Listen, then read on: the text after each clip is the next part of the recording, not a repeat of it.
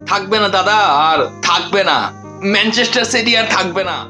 শেষ 11 ম্যাচে মাত্র একটা জয়। ম্যানচেস্টার সিটি, রদ্রির বিশ্বসেরা ক্লাব, সেই বিশ্বসেরা ক্লাবের এই অবস্থা। তারা ম্যানচেস্টার ইউনাইটেডের কাছে গত রাতে হারছে, তাও আবার নিজেদের মাটিতে। যে ম্যানচেস্টার সিটি একটা সময় লিগের টপার ছিল, চ্যাম্পিয়ন্স লিগেও তারা ভালো অবস্থানে ছিল, সেই ম্যানচেস্টার সিটি এখন ইংলিশ প্রিমিয়ার লিগের টপ 4-এও নেই, চ্যাম্পিয়ন্স লিগে তারা সেরা 20-এও নেই। বলা যায় চ্যাম্পিয়ন্স লিগের রিলিগেশন জোনে চলে যাওয়া দলটা ইংলিশ প্রিমিয়ার লিগেও শিরোপা থেকে অনেক দূরে চলে গেছে।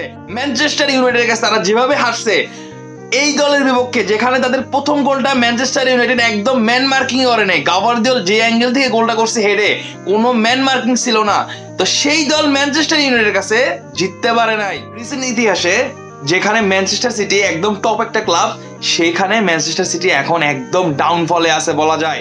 রদ্রি সেই ক্লেম বিশ্বসেরা ক্লাব, এরপর থেকেই যেন ক্লাবের শনির দশা লাগছে।